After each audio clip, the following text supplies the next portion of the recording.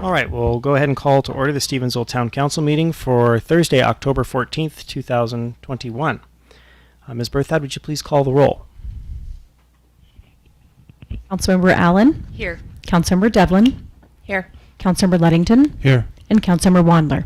Here. Mayor Dewey? Here. If you'd please rise and join me in the Pledge of Allegiance. I pledge allegiance to the flag of the United States of America and to the republic for which it stands, one nation, under God, indivisible, with liberty and justice for all. All right, we'll go ahead and call for public comment for this evening's meeting. This is public comment from citizens on items not listed on tonight's agenda. We ask that you step forward, state your name and address for the record. It is important that you use the microphone at the podium. Otherwise, the folks joining us via live stream will not hear you.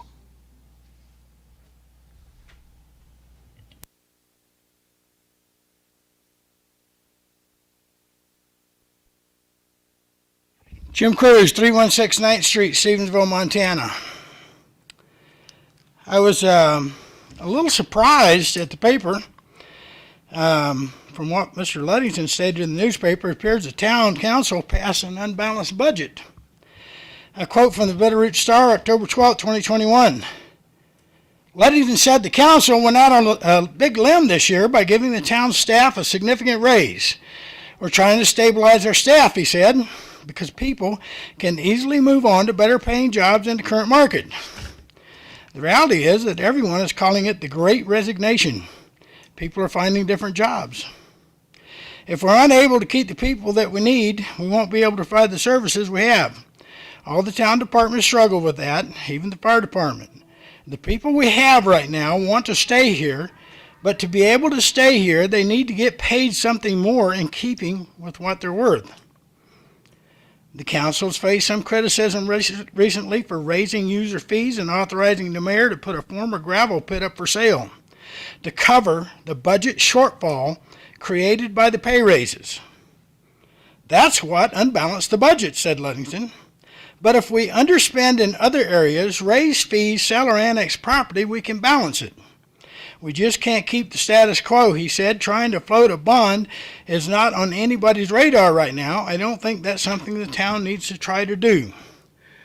Well, council, if you really pass an unbalanced budget, you broke the law. State law specifies the following. Montana Code 764030, Final Budget Resolution Appropriations. The governing body may amend the preliminary budget after the budget hearing and after considering any public comment. 2. The amended budget constitutes the final budget. The final budget must be balanced so that appropriations do not exceed the projected beginning balance plus the estimated revenue of each fund for the fiscal year. The governing body shall adopt the final budget resolution. The resolution must, A, authorize appropriations to defray expenses or liabilities for the fiscal year, and B, establish legal spending limits at the level of detail in the resolution. The effective date of the resolution is July 1st of the fiscal year, even if the resolution is adopted after that date. So if you passed an unbalanced budget, you broke the law. And I haven't seen a single budget amendment for any of that COVID money that came in. You've got to account for that. Money comes in, you got to show that it came in, you got to show that it went out for something. So I guess I got to ask the question is one, why did you do that? And two, how are you going to fix it? Thank you. Okay. Is there anyone else who would like to speak under public comment?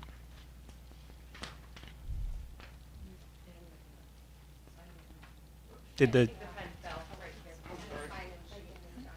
Here it is. Sorry, ma'am. You'll just need the... I'm a kleptomaniac.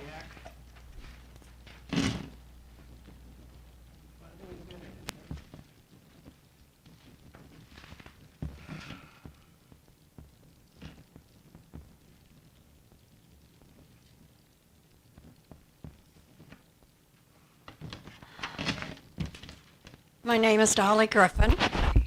I live on Willoughby Lane, next to the property. that was named in Resolution 495 at the Stevensville Town Council meeting on September 23rd. I'm a true Bitterrooter.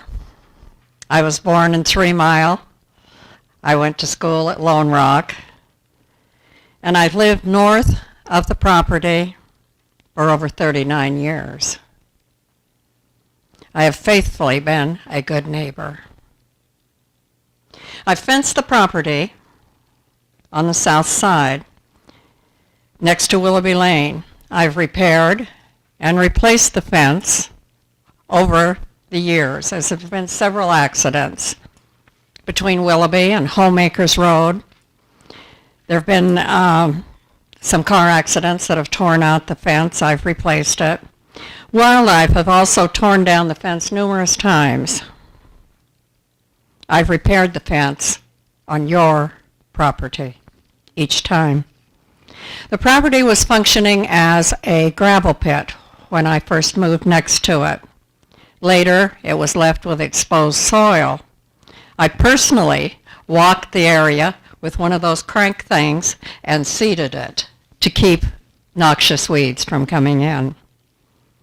Every spring, I have my property sprayed for weeds. I include your property, and I pay for it. I was quite surprised with the Stevensville Council that I had to read in the paper about your new interest in that property. A good neighbor would have contacted the person that has lived there for 39 years and literally cared for the property during that time. I wonder about the decision to sell the property. It's a $23 investment. It would be impossible to replace the gravel that is in it for that dollar amount. Gravel was being removed from that site when I moved in. It was usable, workable, and accessible. Gravel was being hauled continually from there. One can't always be certain that commercial gravel will be available when needed. Sound financial management is important for the future. I believe that I should have first right of refusal if you move forward with Resolution 495. Thank you. Is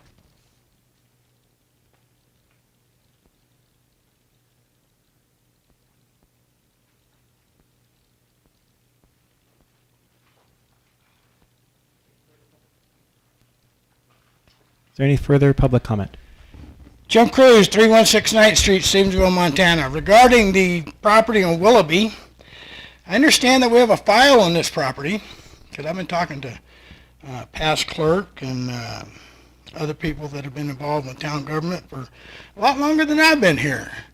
And I understand that there is a file called the Willoughby file about this property, and there is a possibility that there was some kind of deal in the past where the property was specified, or it was specified the property could not be sold unless it went back to the original family that sold the property.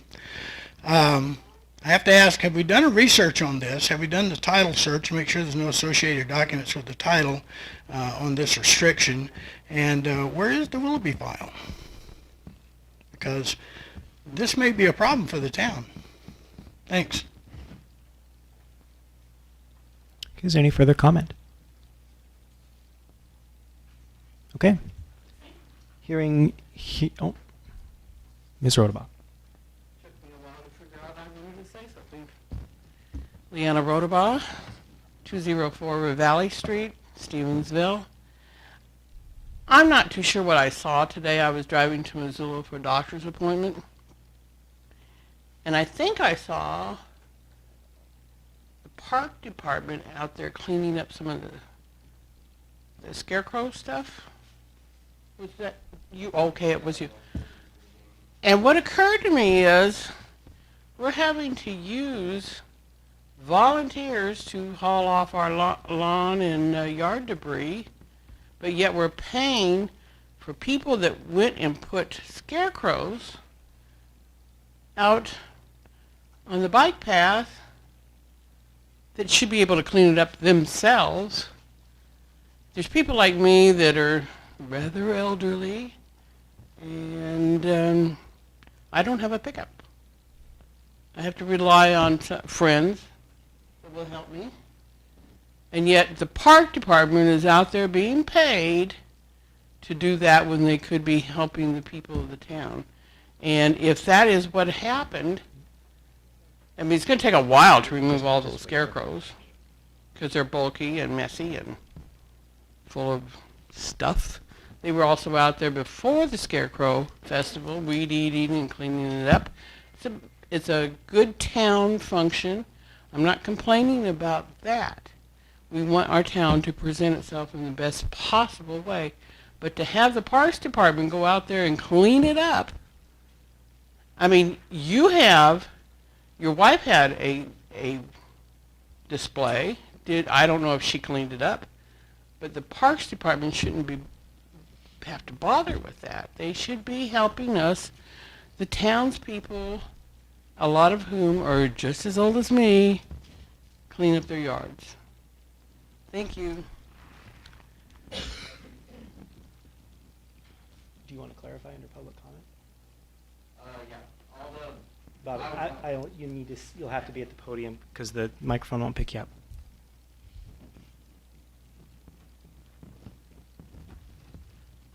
I'm so elderly, it takes me a while to sign my name.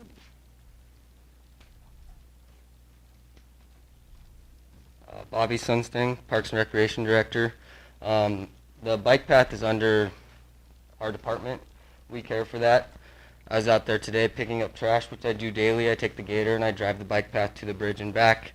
I needed to return 2 jerseys to Miss Devlin off of that scarecrow. It took me 1, maybe 2 minutes of taking a few screws out so I could get those off. That scarecrow was the park board's. The other remnants of it are still laying there, which I'll go pick up on my own time. That was something, I was out doing something, and I made a quick stop to grab that. Thank you. Is there any other public comment from citizens on items not listed on tonight's agenda? Mr. Cruz. Jim Cruz, 316 9th Street, Stevensville, Montana. I'd like to give an atta-girl to the clerk because I see a lot of minutes coming up on the agenda for approval, and I think that's outstanding. Thank you. All right, any last comments? All right, move into approval of the minutes. Council has before them tonight the March 25th, 2021 meeting minutes, the September 9th meeting minutes, the September 16th Board of Adjustment meeting minutes, September 23rd meeting minutes, and the September 30th Special Town Council meeting minutes for their approval.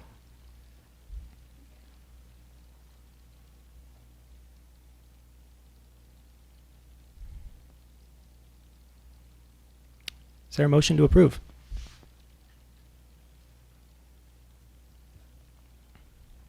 I'll make a motion to approve the minutes as presented.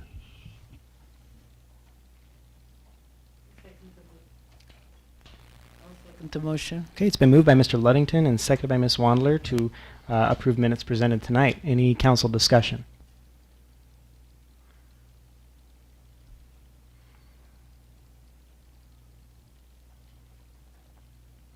Ms. Allen. Thank you for getting all those minutes done. That brings us up to date. Yeah, thank you. Okay, any further comments from the council? Is there any public comment on the motion to approve the minutes? All right, hearing none, we'll go ahead and call for the vote. Ms. Berthoud? Councilmember Allen. Councilmember Devlin. Aye. Councilmember Luddington. Aye. And Councilmember Wandler. Aye. All right, council has claims approval this evening of biweekly claims for claims 17041 through 17083.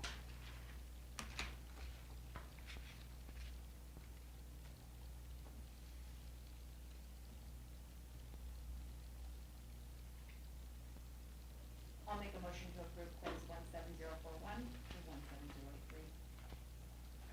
You weren't on. Try that again.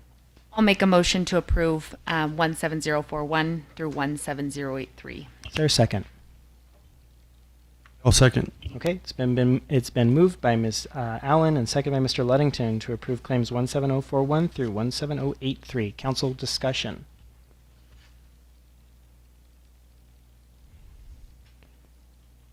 Ms. Allen.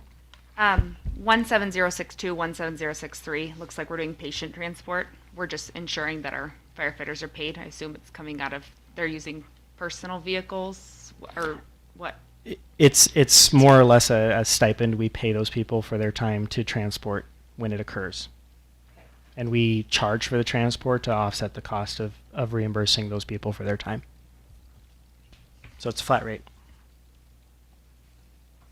Any further questions from council? Is there any public comment on the claims?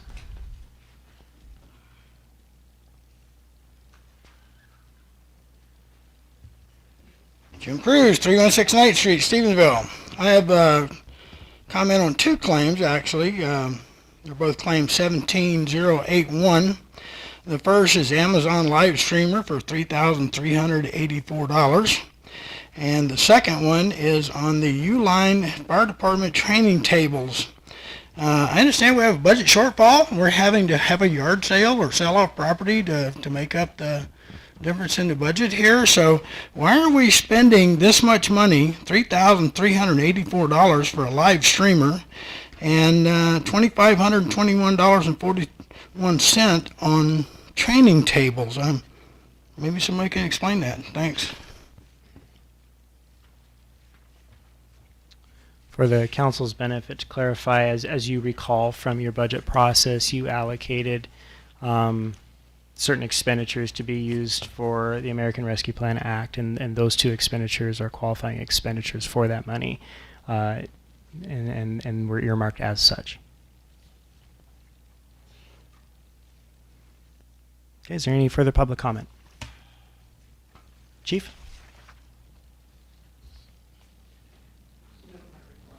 Okay. All right, hearing no other comment and no further discussion from the council, we'll go ahead and call for the vote. Ms. Berthoud. Councilmember Allen. Aye. Councilmember Devlin. Aye. Councilmember Luddington. Aye. And Councilmember Wandler. Aye. Okay, that motion passes. We'll move into administrative reports. The airport does not have a report to provide. Activity is relatively low right now in that regard. There's not a whole lot going on at the airport to speak of at the moment. Community development report is in your packet for your review. From planning and zoning, we continue to see some interest in possible land use applications come forward. We're kind of just waiting for that kind of thing to be submitted formally by the parties that be. So there's not a lot to report on zoning other than a handful of new single-family residential units being built. If we could keep the chatter in the audience down, that'd be appreciated. Thank you. The finance officer planned to be here this evening, but has suddenly fallen ill, and we told her to stay home. We didn't want her bringing any germs. So finance report is not available tonight. What I'll do is have Ms. Planty follow up with you all, if anything she wanted to report in an email. And we'll make that available to the public as well as they ask. Excuse me. The fire department report. Real quick, sorry, Jeff. The folks at My Sidewalk have helped us pull together, and I apologize. The projector is working now finally. We're getting there. However, it doesn't look as good as it could in terms of format and stuff, and so there's some fine tuning we need to do. That's why the projector isn't on all night, because you can't read the agenda. But at any rate, the fire department was one of those departments that worked really hard to pull their data together in a very concise way, and we could turn a lot of that over to My Sidewalk, and we're starting to get to that point where we're seeing final delivery of a product in terms of our performance dashboard. So everything that the fire chief typically reports to you in statistic form is here on the dashboard this evening. I'm going to dim the lights real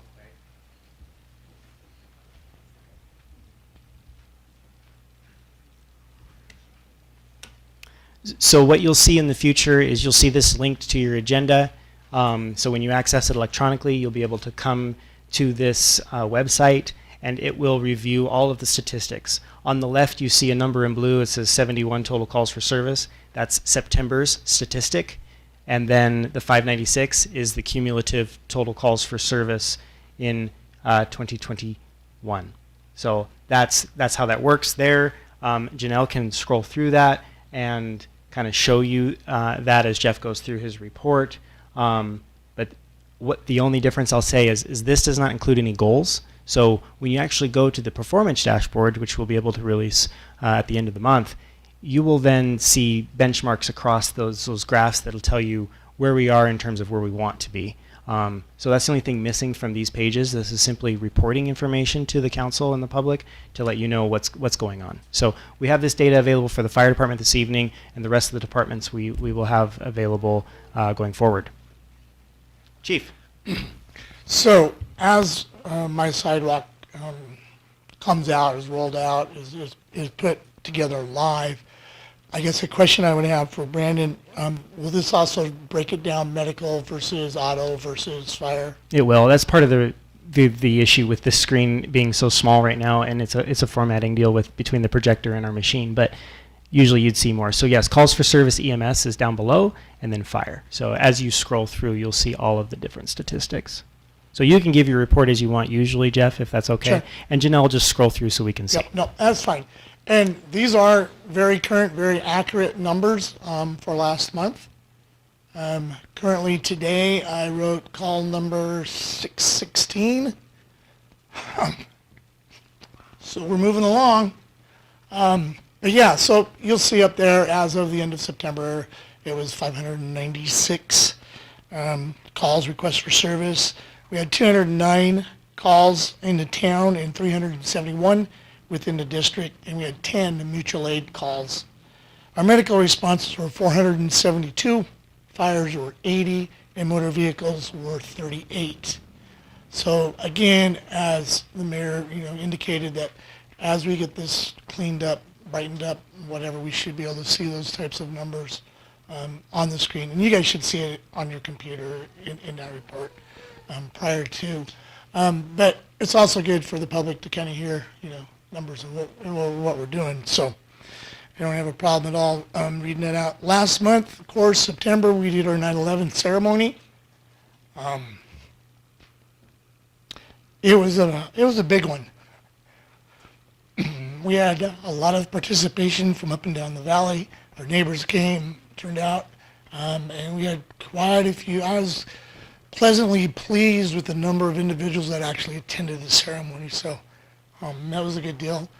We've also been involved with the homecoming parade and homecoming festivities this month.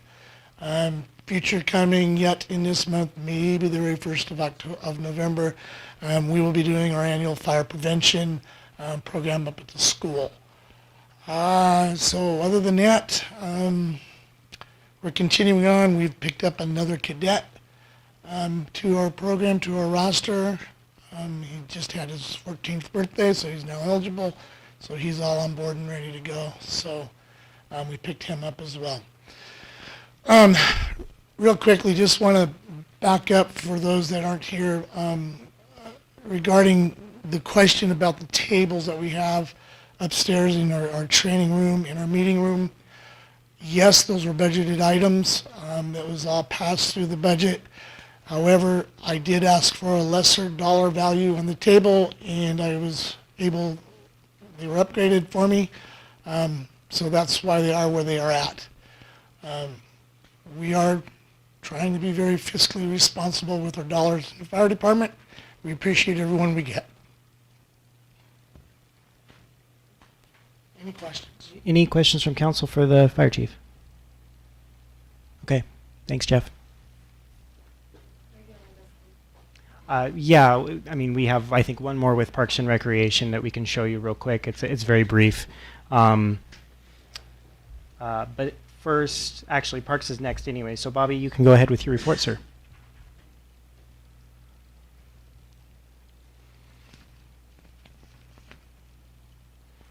All right, so just kind of touch on that number first. We had 6 pavilion rentals since last council meeting reports. So you can see that's the revenue that came from those.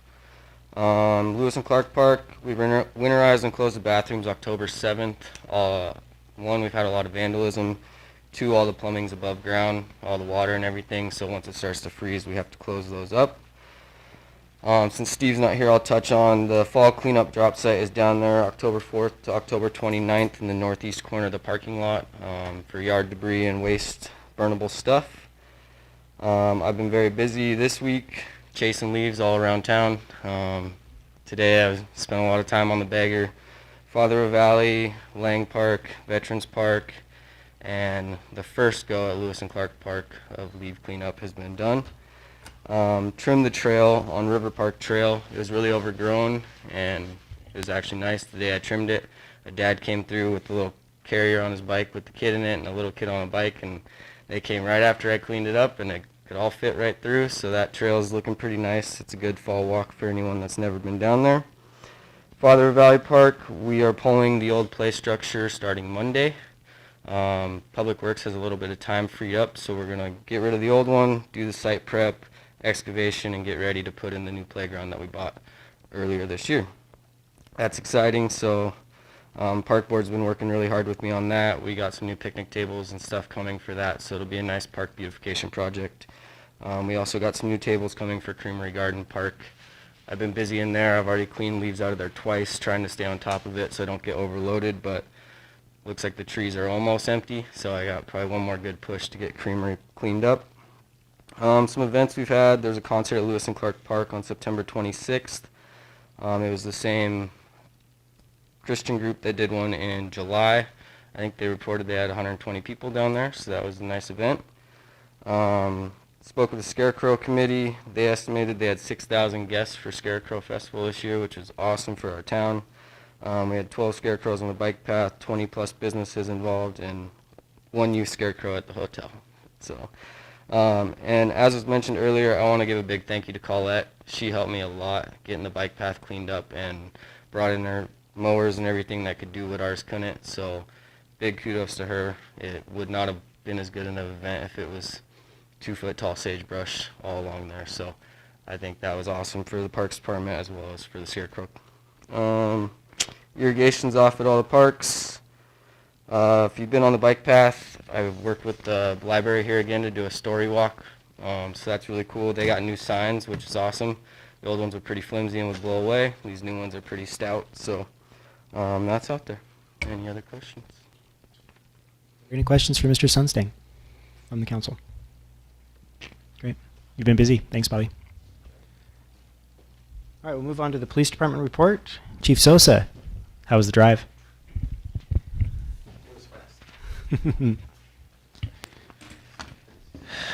I've provided you the statistical information. I do apologize. The overall totals are different. They are last month's numbers. I'll make sure I have that corrected for the following month. What we did see an increase in are the thefts. We had a few more from last month, and suspicious incidents. I believe that may be as a result of the kids transitioning back into the schools. If you compare our calls for service from this month to last month, we're slightly higher, but if you look at the previous year, we are lower than the previous year. I want to thank you for allowing us to move forward in placing a officer in the schools.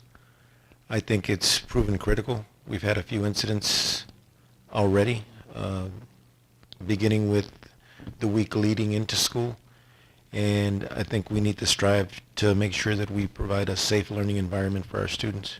So I think that's working, and I'm hoping that we can continue to work with that. It's going to be hard to gauge where we are because we have no comparison from last year. There was not an officer in the schools. so we can set measures and gauges, but it's going to be a little bit hard to track because we don't have a comparison. The only other thing that I have is we had several applicants and we finalized four for police officers positions. We'll be interviewing hopefully a week from Friday.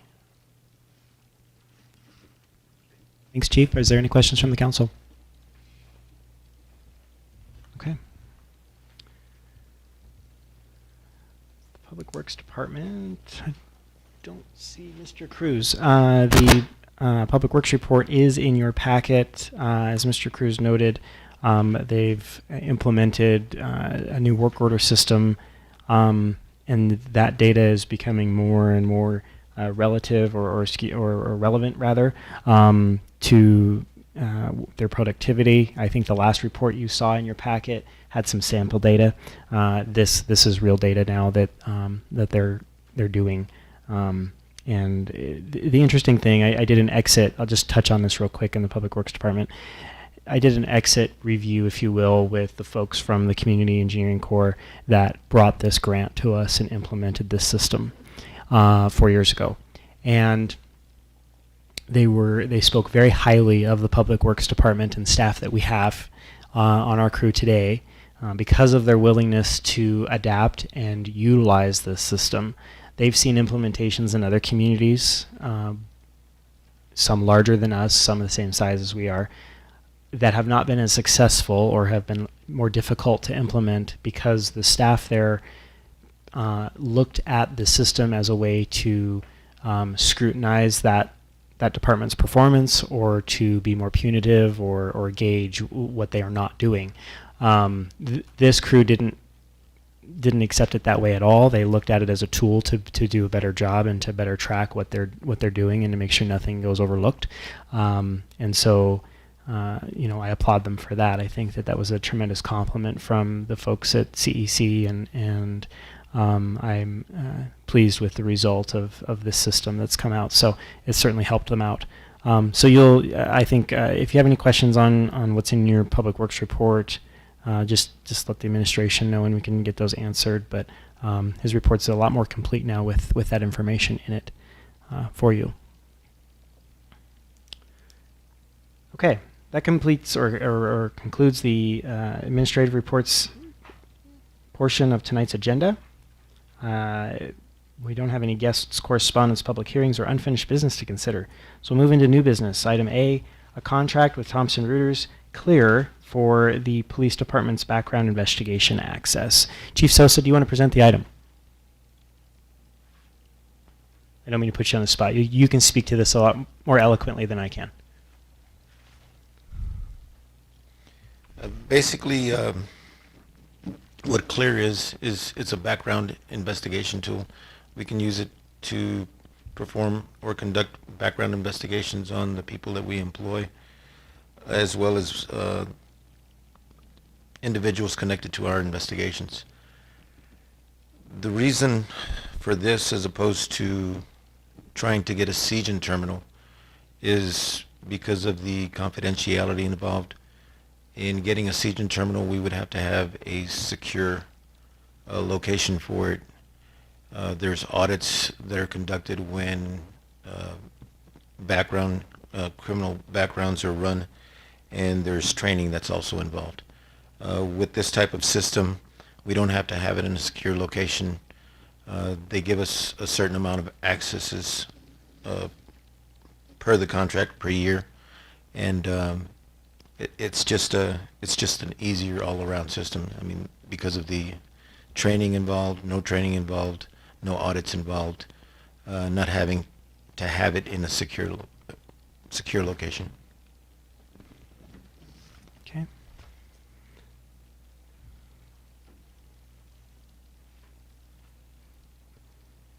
It is a contract, so we're asking for council's blessing.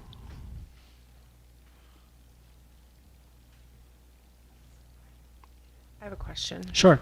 So it does background checks for potential applicants, but when you say that it assists with your investigations, I don't quite understand what that means. You were saying you can do background checks on the people that are involved in your investigations?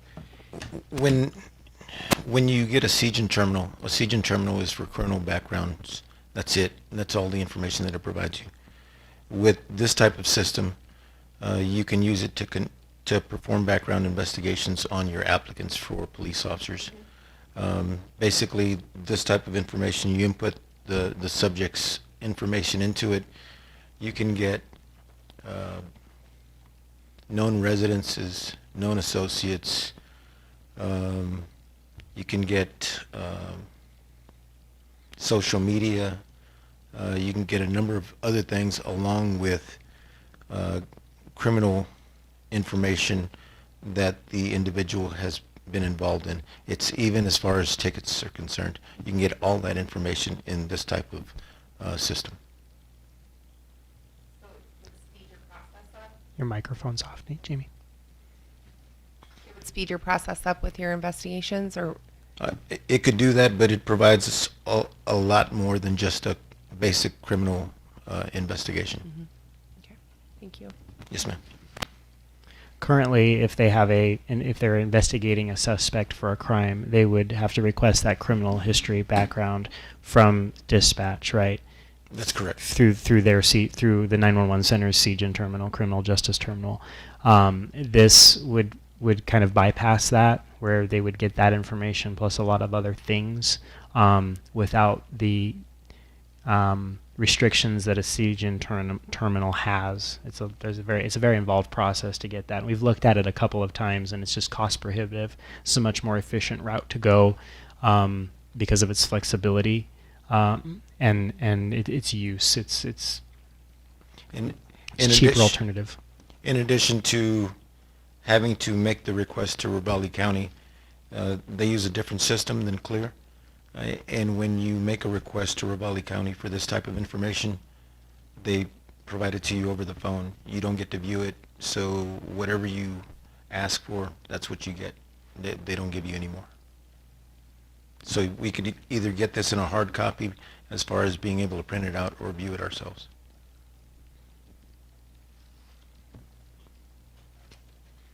Okay.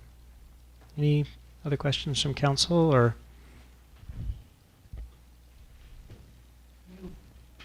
You previously stated that it was cost prohibitive.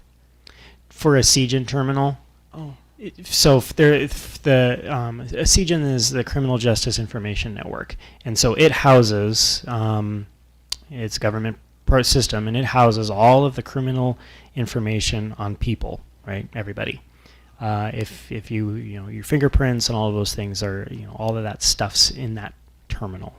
So in order to have one of those terminals, as they call it, which is essentially a machine that houses the access to that system, there are security requirements as to who has access to that machine to physically log on to it, who has access to the room that machine is stored in, as well as firewalls and all of those other things that are required in order to participate in that program. We're not well set up to do that. We do have civilians who come into the police department back office area for interviews, for example. That would be prohibited by Siegen, and so, but it's also not realistic to keep the terminal in the chief's office, and then anytime an officer needs to utilize that, they need to get a key to the chief's office to get in there, right? So, aside from the logistical issues, the cost of dedicating a machine and all of those other pieces to getting Siegen access is just not something that we're willing to invest in, given the cost benefit. Whereas this kind of an investment offers the flexibility where they can use this anywhere. Of course, security precautions are taken. We don't just leave the computer that has access to Clear out anywhere, just like we do with any other case material in our own internal records system. But this gives them some insight into some criminal backgrounds of people maybe that they're investigating, as well as our own police officers whom we conduct backgrounds on to hire. You're welcome. One more question. So it's for 4 users. As we hire, does each person need access? So is that number going to increase as we hire more staff? The information that I was provided was based on our size agency, and the quote is up to 20 people. So if we added, let's say we just added 2 more bodies, then it should be covered in the contract. Okay, because this says with 4 users. Because that's the information that's the amount of individuals that we had But it's at the up time. to 20 before there's a price increase. That's what I was provided with, yes, ma'am. Okay.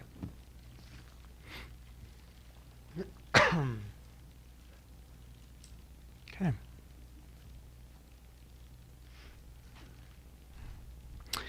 At this time, I'd entertain a motion to approve the purchase of the investigative tool Clear for the police department. I'll make a motion to approve. Is there a second? I'll second that motion. Okay, it's been moved by Ms. Devlin and seconded by Ms. Allen to approve the purchase of investigative tool Clear for the Stevensville Police Department. Any further council questions or comments? Discussion? Is there any public comment on the purchase?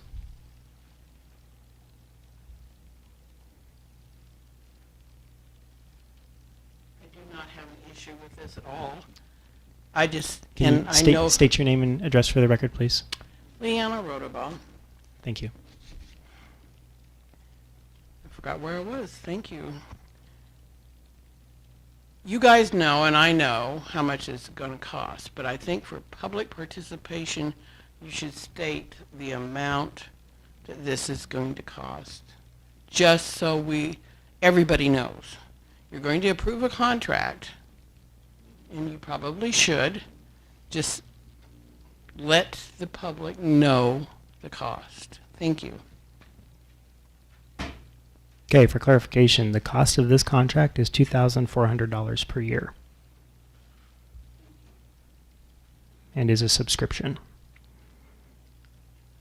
Is there any further public comment? Okay. Oh, are you ready to vote, Paul? Okay, I heard the trigger go. Okay, with that, we'll go ahead and call for the vote from council. Ms. Berthoud? Councilmember Allen, Aye. Councilmember Devlin, Aye. Councilmember Ludington, Aye. and Councilmember Wandler. Aye. Okay, that motion passes. Move into new business item B, discussion decision on resolution 497, a resolution declaring certain town property as surplus and authorizing its disposal. Resolution 497 declares 2 police vehicles as surplus. Chief Sosa would like to surplus and sell those 2 vehicles and invest in a alternative vehicle that would better suit the needs of the police department. The 2 vehicles are a 2009 Dodge Charger and a 2012 Dodge Charger. The 2009 Dodge Charger was purchased by the police department new in 2009. The 2012 Dodge Charger was purchased used from the Montana Highway Patrol with significant miles on it when we acquired it. Both of those vehicles are wheel-wheel drive, not all-wheel drive, and the police department's expressed a preference to have all-wheel drive vehicles given the winter weather that we experience in Montana. So with that, the chief feels that he can surplus these 2 vehicles through public process and then look at a possibility of a used police vehicle that would meet or better suit the needs of the police department with those funds. Make a motion to approve resolution number 497. I'll second the motion. Okay, it's been moved by Mr. Ludington and seconded by Ms. Wandler to approve resolution 497. Is there any council discussion? Any remarks, Chief? Clear enough? Okay. Is there any public comment? Okay. Hearing none, we'll call for the vote. Ms. Berthoud? Councilmember Allen, Aye. Councilmember Devlin, Aye. Councilmember Ludington, Aye. and Councilmember Wandler. Aye. The next item on council's agenda is new business item C, discussion decision, the award of a construction contract to J&J Excavating for the Park Avenue Sewer Main Extension Project. Council held a bid opening not last week, but the week prior. I had to count my calendar up. For the project and received 3 bids total, which were tabulated by HDR Engineering, Mike Coleman Construction, Three Rivers Landworks, and J&J Excavating and Trucking were the 3 firms that bid. The bids ranged from $243,704 to $365,129. All bids were responsive. The engineer's estimate was $325,000 for this project. J&J came in significantly lower at $243,704. And our engineer, Cora Lynn, on this project has recommended award of contract to J&J.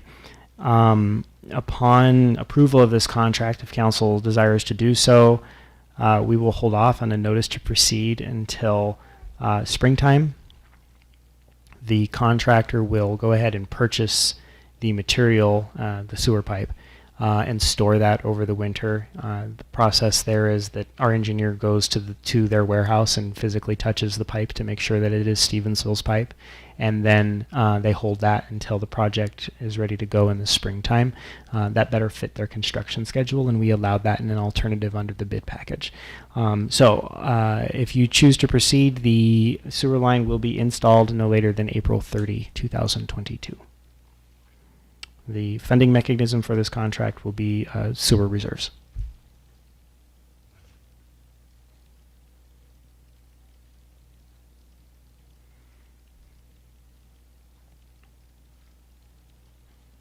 Make a motion to approve the construction contract with J&J Excavating for the Park Avenue Sewer Main Extension. Is there a second?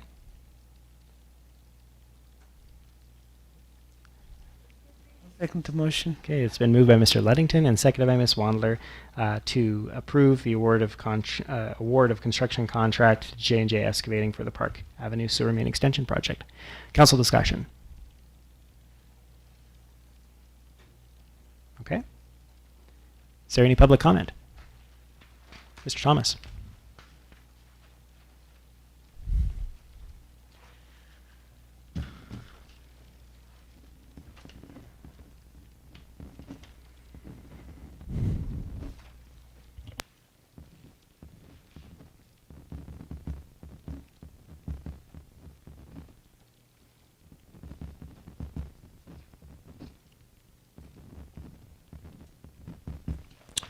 Hope you can all read that.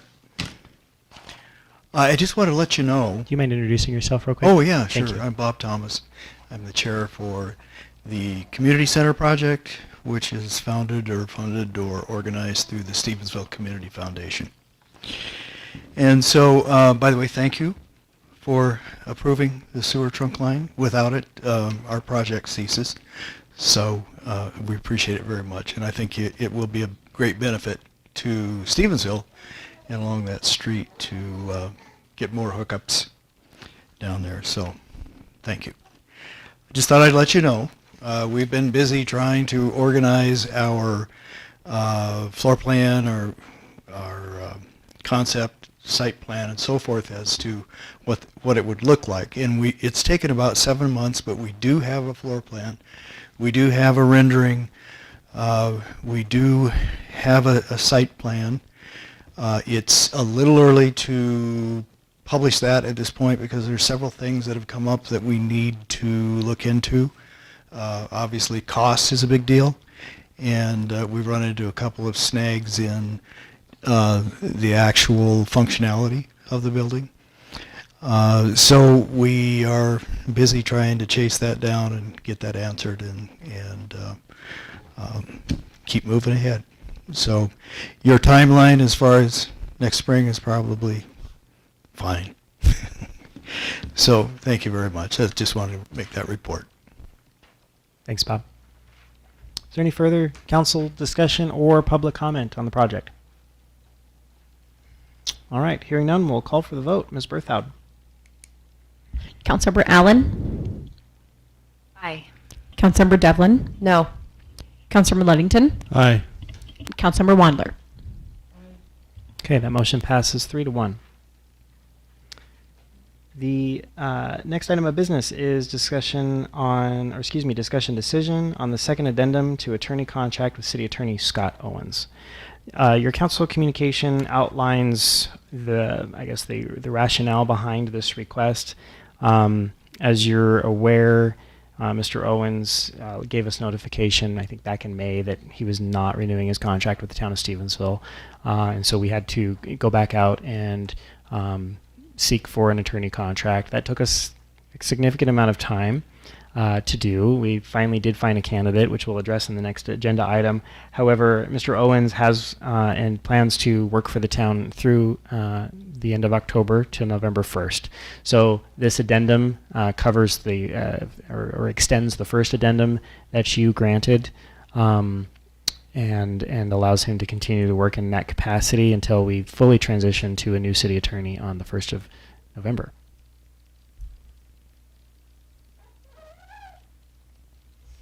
I'll move to approve the second addendum to the attorney contract with City Attorney Scott Owens. Is there a second? Second that. Okay, it's been moved by Ms. Allen, second by Mr. Ludington, to approve the second addendum to attorney's contract with City Attorney Scott Owens. Council discussion? Yeah, I think we need to throw Scott a party after this is over. This will be the last one. His being able to do this from someplace other than Stevensville has been a big help to the town. Absolutely. Is there any further council discussion or public comment? Okay, hearing none, we'll go ahead and vote. Ms. Berthoud? Councilmember Allen, Aye. Councilmember Devlin, Aye. Councilmember Ludington, Aye. Councilmember Wandler. Aye. Okay, the next item of business is the consent to the mayor's appointment of Greg Overstreet as the city attorney and approving a contract for services. Unfortunately, Mr. Overstreet had a educational commitment this evening in the legal realm that could not be rescheduled and was scheduled prior to me notifying him that I'd bring his appointment to this meeting. Mr. Ludington and I, along with Chief Sosa, held a meeting with Mr. Overstreet that lasted well into an hour, if not longer, discussing his qualifications and background, his vision for how he feels he would fit into the city attorney's office for Stevensville. Mr. Overstreet is relatively new to the area, opened a law firm here, but has been an attorney for 28 years, and has some interesting and I guess a plethora of background in government affairs. He's experienced both the city attorney side of things from the or rather defending or representing the government's organization as a city attorney. He worked for the state of Washington's Attorney General's office, advocating for public participation and openness of records. He has also been deputized as a prosecutor in a couple of counties as well, to help them with special prosecution of certain cases. So he has a very dynamic background that fits well with what the needs of Stevensville is. And he fortunately semi-retired to the area and kind of fell into our lap. I think he's a tremendous candidate. I again apologize that he's not here to meet you this evening, and understand that if that causes a rift with council that we need to address, I'm open to discuss that. But given the timing, I went ahead and put this appointment on the agenda, knowing that Mr. Mr. Owens is anxious to pass the baton off to somebody else, as he's currently teleworking from Helena to fulfill Stevensville's needs. So, with that, I'll open the floor to council. Don't worry about the baby. The baby can do everything it wants to. The noise is welcome.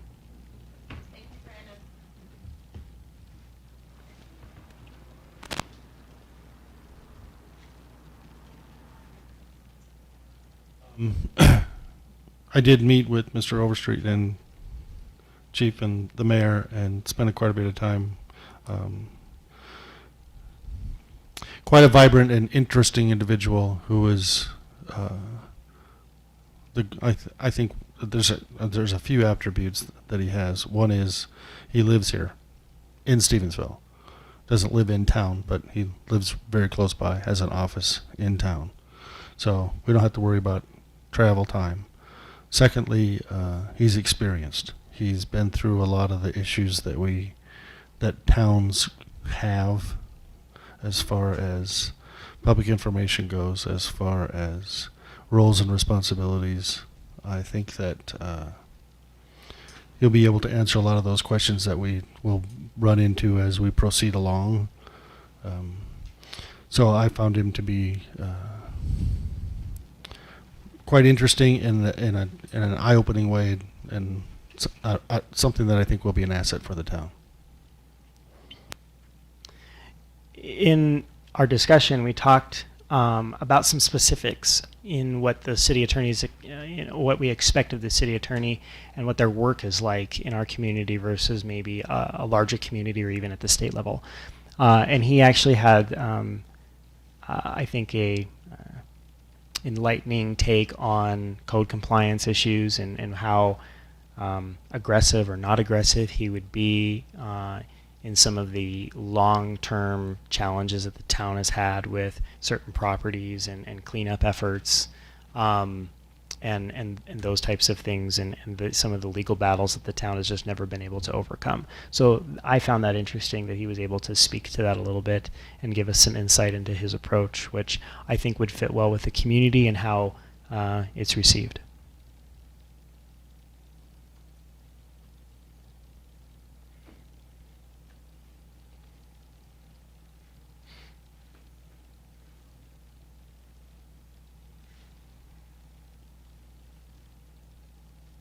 Make a motion to consent to the mayor's appointment of Greg Overstreet. The motion. Okay, it's been moved by Ms. Devlin and seconded by Ms. Wandler to consent to the mayor's appointment of Greg Overstreet. Any further council discussion? Is there any public comment? Okay. Hearing none, we'll call for the vote. Ms. Berthoud. Councilmember Allen, Aye. Councilmember Devlin, Aye. Councilmember Ludington, Aye. and Councilmember Wandler. Okay, that motion passes unanimously. The next item is discussion decision, rescheduling November's council meeting dates due to the holidays. So as luck would have it, the 2 days you have scheduled to meet in November happen to fall on Veterans Day and Thanksgiving, respectively. And so it's obviously prohibitive that we hold meetings on those 2 days, at least the latter for sure. So as an alternative, the administration is seeking council's permission to reschedule those 2 meetings for the 9th and 23rd of November. Those are both Tuesday evenings at 7. Are there alternatives? Okay. Can the other 3 make it? Or are there alternative dates in November that we can make sure we pay our bills? That I can get 3 of you at.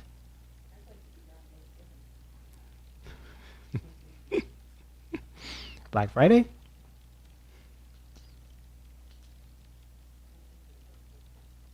You're okay on Tuesdays? Mr. Ludington? Tuesdays, that's choir rehearsal, but I can make it. You can bring the choir. Yeah, that'd be fun. We'll make them short and sweet.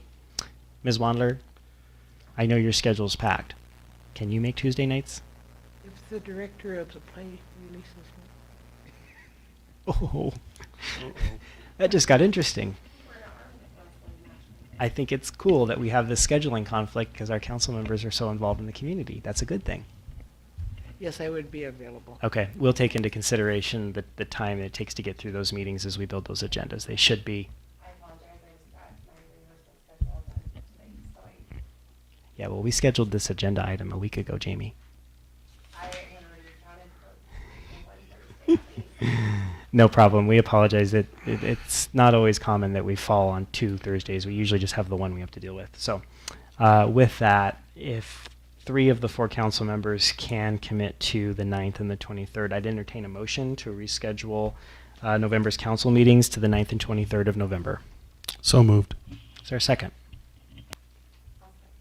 Okay, it's been moved by Mr. Ludington and seconded by Ms. Devlin to move November's council meetings to the 9th and 23rd of November. Any further discussion? Public comment. Okay. We'll go ahead and call for the vote then. Ms. Berthoud? Councilmember Allen. Aye. Councilmember Devlin. Aye. Councilmember Ludington. Aye. Councilmember Wadler. Aye.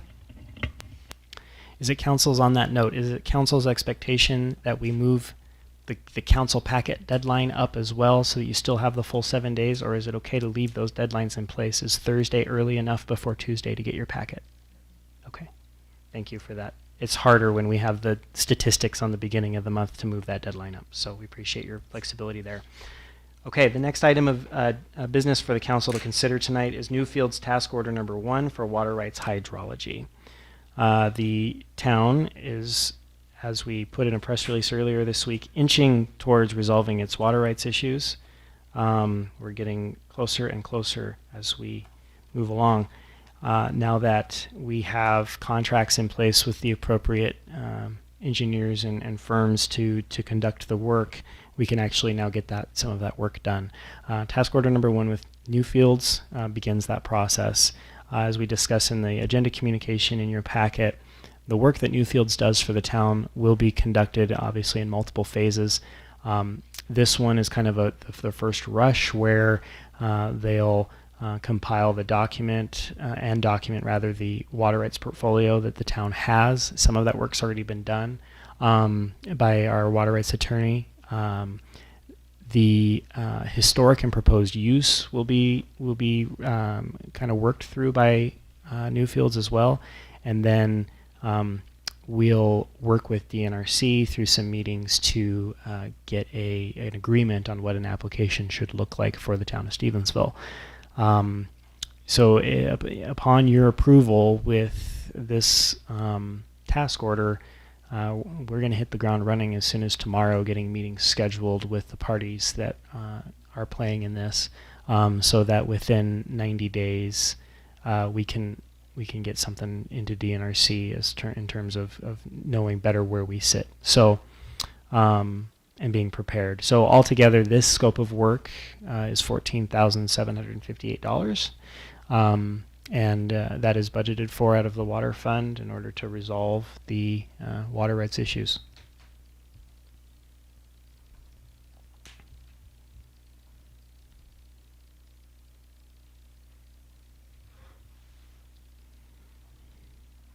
I'll make a motion to approve task order 1 with Newfields. Is there a second? Motion? Okay, it's been moved by Mr. Ludington and seconded by Ms. Allen to approve task order 1 with Newfields. Is there any council comment? Yeah, who are we working with at HDR? Do we know on this? With HDR, Yeah. it's primarily Craig that we're Is it working Craig? with. Yeah, Craig's leading his team, and so any correspondence we've done on this project, it's been directly with Craig. Yeah, and fortunately, he's worked. The team that we've built with this has done this exact work for Lolo and other communities in Western Montana, so they really know. They've been through this process before. This isn't unique to Stevensville necessarily. It's hard work, and Mr. Miller, our attorney, as well as Mr. Caprera from HDR and the folks over at Newfields have all worked together on this type of a project before. And so I think that will lend itself some efficiency to the town in terms of how much this costs and the time involved. So, is there any further discussion from council on the project? Any public comment?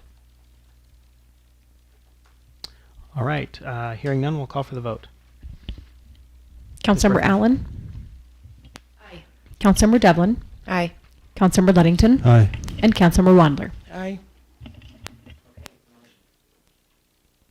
Okay, the motion passes unanimously.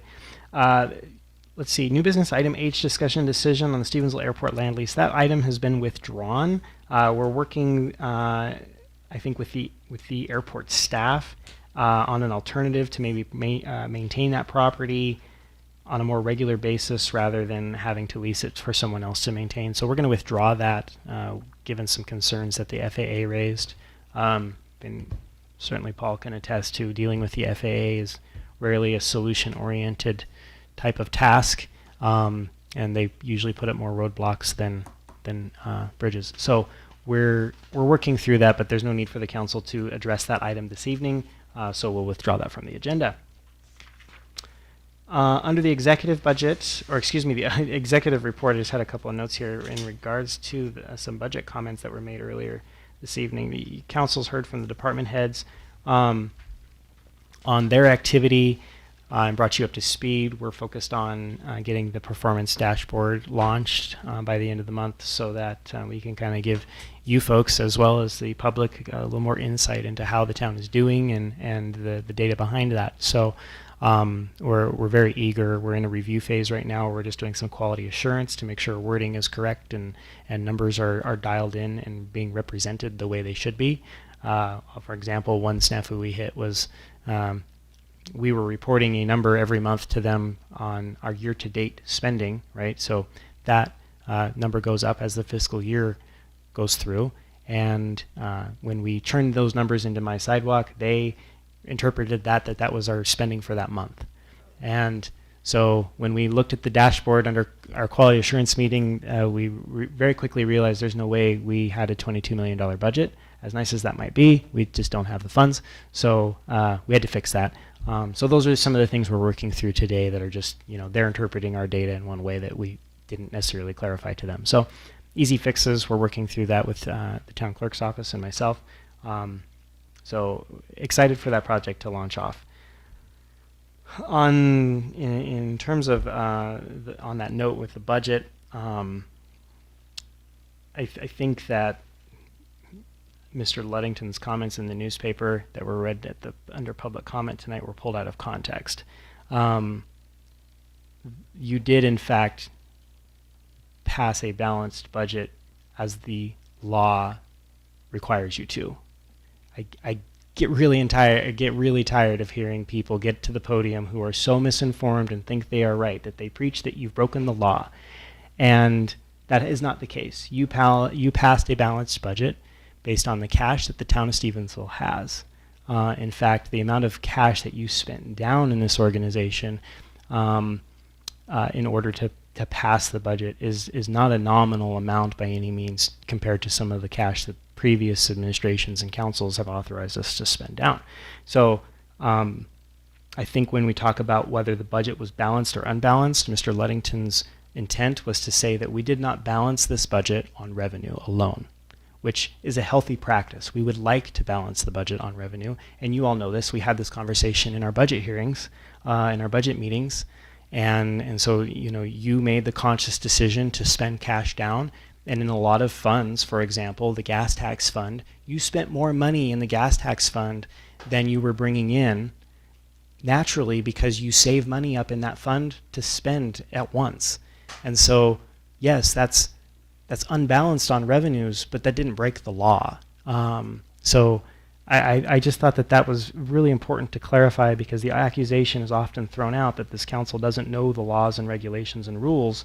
And certainly Mr. Ludington has more experience than anyone in this room in sitting at this table and has great knowledge of what's going on here. And the rest of us deal with it every day. So we know when we're going to trip up on something and break the law. In terms of the budget amendments, as you know, Wendy is working through reconciliation.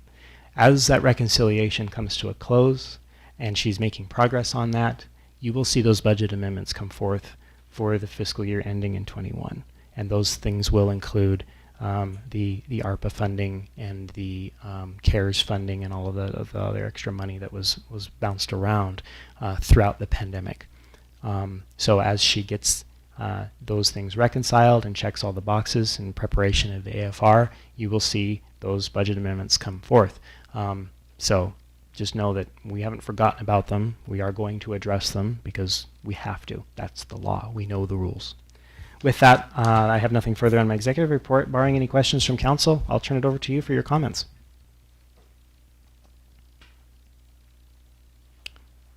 Ms. Devlin? I have something. It kind of goes along with what you were saying, Mayor Dewey, but we have opportunities provided to the town to come to budget workshops, to come to planning and zoning meetings, like in regards to the new growth policies or things that we want to see changed for the subdivision. And people don't come. And then they complain about that the changes that they thought should happen didn't happen. But we don't hear from people.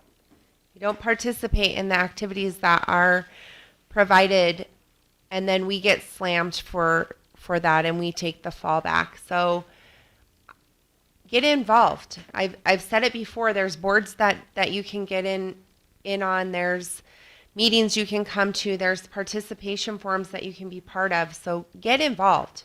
The more education that you have, the less false information is being presented. So please get involved. If you're not willing to get involved, then please be educated on what you're saying.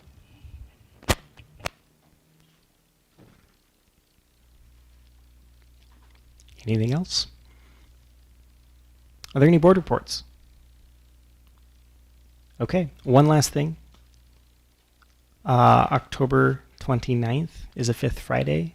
If anyone's available, let me know if you are available. That is a fifth Friday where we'll train with the staff.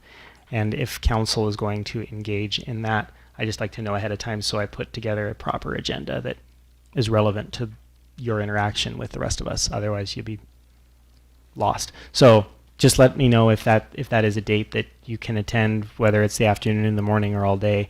I kind of have a sense of what your availabilities are now, so just let me know. And with that, if there's nothing further from council, we'll adjourn. Thanks for your time.